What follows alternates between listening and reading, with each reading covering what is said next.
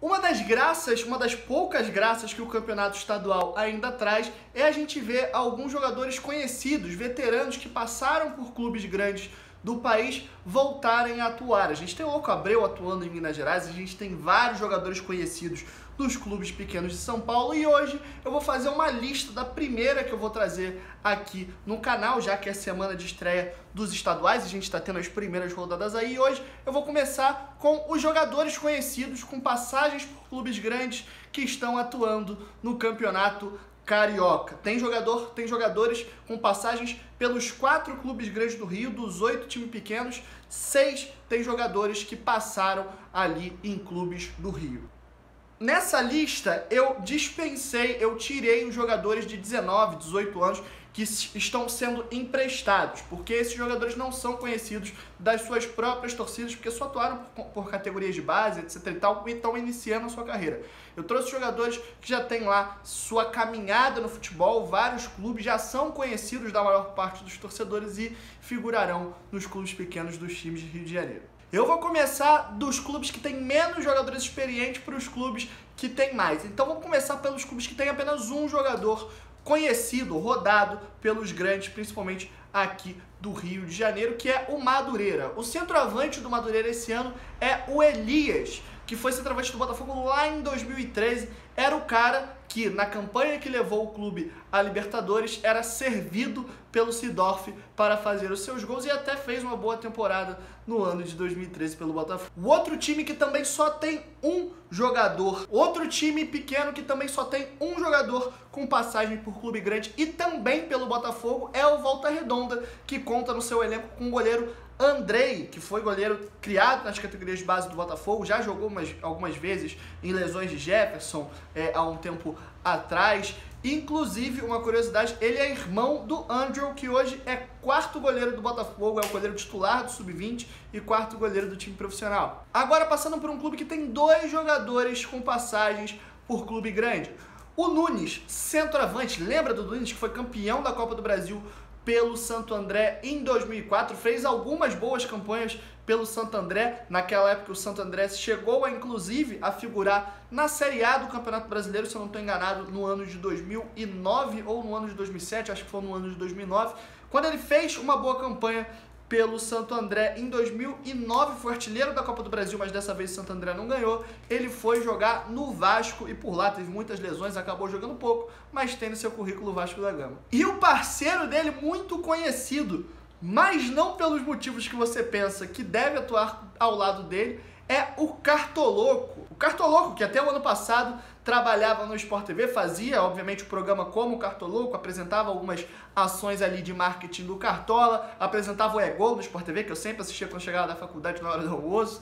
Enfim, ele saiu da Rede Globo, tem o seu canal aqui no YouTube também. Ele vai produzir uma série parecida com aquela do Fred, do Desimpedidos, onde ele vai treinar junto com o time do Resende. Ele tem contrato assinado de jogador profissional com o Resende e se vai jogar ou não fica à disposição do treinador do clube do interior do Rio de Janeiro.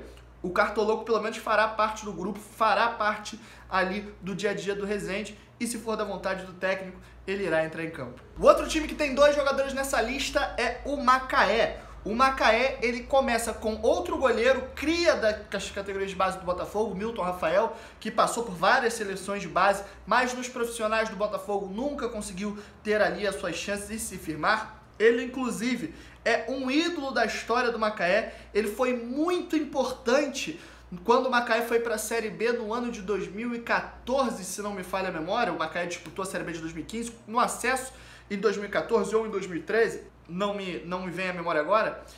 Ele tem as quartas de final, que era a Série C na época, ela tinha uma fase final em mata-mata. Os 4 clubes que se classificavam para as semifinais tinham acesso para a Série B. Para você chegar à Série B, você tinha que passar pelas quartas de final da Série C. E nas quartas de final, o Macaé enfrentou o Fortaleza, Castelão lotadaço, uma pressão absurda do Fortaleza.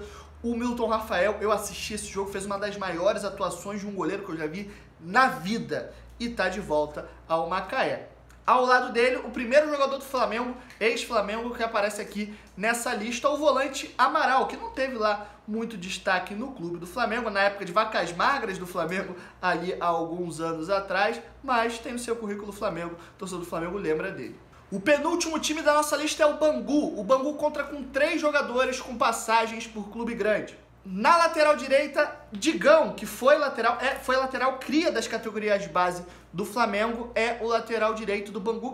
O Bangu, inclusive, que nesse momento, obviamente só a primeira rodada, mas no momento da gravação desse vídeo, com uma vitória, é o líder do Campeonato Carioca. Na volância, o volante do Bangu talvez seja um dos jogadores mais conhecidos dos times pequenos do Rio de Janeiro, que é o volante Marcelo Matos. Jogou do Corinthians, jogou um bom tempo no Botafogo, ficou um bom tempo também no Vasco, mas pouco atuou. Ele conviveu com muitas lesões seríssimas, mais ou menos um caso parecido com o Dedé, caso de 4, 5 anos no departamento médico. Eu vi uma matéria uma vez de que ele tomava tantas injeções por dia que, para não ter que ficar furando o corpo dele tantas vezes por dia, ele tinha uma espécie, tipo um cano enfiado mesmo, que já ele ficava furado 24 horas, que aí, eu não sei exatamente o nome, se alguém souber, comenta aí. O médico todo dia, quando ia dar as injeções dele, jogava direto no cano, que já estava furado, ficava ali 24 horas para não ter que furar todo santo dia em um lugar diferente. Foi pesado tudo que esse cara passou na carreira, mas tá aí, firme e forte, jogando pelo Banguzão. Como todo estadual, não pode faltar um nome folclórico. O Botafogo, no ano de 2019, se não me falha a memória, ou no ano de 2018, acho que foi no ano de 2018, contratou um jogador chamado Zé Gatinha. Na época, ele atuava pelo Flamengo de São Paulo e disputou a 4ª divisão do Campeonato Paulista. Não sei quem viu, não sei quem levou, mas ele apareceu do nada no Botafogo, ficou um tempinho lá, só acabou fazendo 1 ou 2 jogos, assim, acabou entrando, mas a torcida do Botafogo achava esse nome muito engraçado e várias vezes, quando o jogo tava chato, começava a cantar "Bota o Zé Gatinha nessa zorra, ô, ô, e". Era muito divertido. E, obviamente, o nosso último time dessa lista, você já deve imaginar, o clube dentre os pequenos mais ricos, porque é bancado por vários empresários que têm muito dinheiro. Inclusive, eles sempre chegam para assistir os jogos do Boa Vista, eles pousam um helicóptero próprio deles no meio do campo, descem e vão para a arquibancada, o helicóptero vai para o aeroporto, depois o helicóptero volta, pousa na arquibancada não, desculpa, no campo, eles entram de novo e vão embora, para você ver quanto eles têm dinheiro, e eles investem bastante nesses jogadores conhecidos para o time do Boa Vista. O goleiro do Boa Vista é o goleiro Kleber, cria das categorias base do Fluminense, foi ali por um bom tempo, segundo, terceiro goleiro.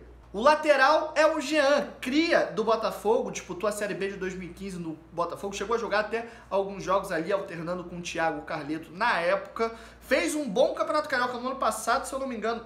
Ele foi eleito o melhor lateral esquerdo, ou um dos melhores laterais esquerdos da competição, disputou a Série B pelo Paraná e retornou ao Boa Vista para a disputa desse Campeonato Carioca. Na zaga, outro ex-cria das categorias base do Fluminense, o Elivelton, é o zagueiro do Boa Vista, ao lado do Gustavo Geladeira, que também tem passagens pelo Flamengo.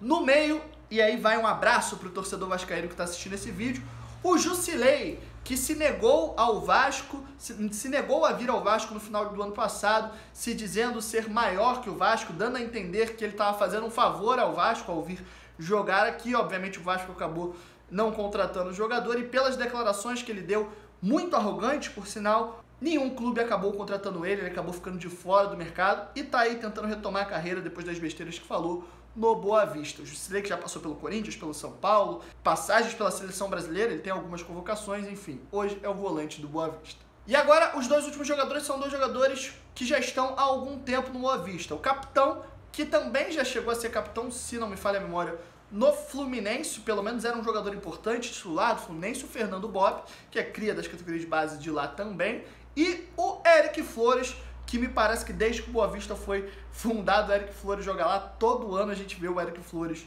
no Boa Vista. Eu acho que ele só tem 2 clubes na carreira. O Flamengo, onde ele foi criado nas categorias de base e jogou um bom tempo por lá, e depois eu só lembro do Eric Flores no Boa Vista. E é isso. Você deve ter percebido que essa lista está um pouco mais magrinha do que os últimos anos, mas obviamente por conta da pandemia, os clubes pequenos precisam investir um valor maior do que eles estão acostumados no campeonato estadual para ter esses jogadores, mas nesse ano, além deles terem perdido muito dinheiro no passado, o contrato da Record, que é a emissora que está transmitindo o Campeonato Carioca desse ano, é absurdamente inferior ao que a Rede Globo estava acostumada a pagar. Então, por conta disso, os times pequenos acabaram tendo menos receita para esse ano, e é isso. Esse que foi o nosso vídeo de hoje. Vou tentar fazer aqui o de São Paulo, porque o de São Paulo é sempre uma lista mais gorda. São Paulo, não à toa, é o estado mais rico do país, então até os clubes pequenos acabam sendo os mais ricos, tendo mais investimento. Vamos trazer o de São Paulo, vamos trazer o de Minas, que lá tem o Louco Abreu jogando no Atlético Clube, enfim, a gente volta a qualquer momento.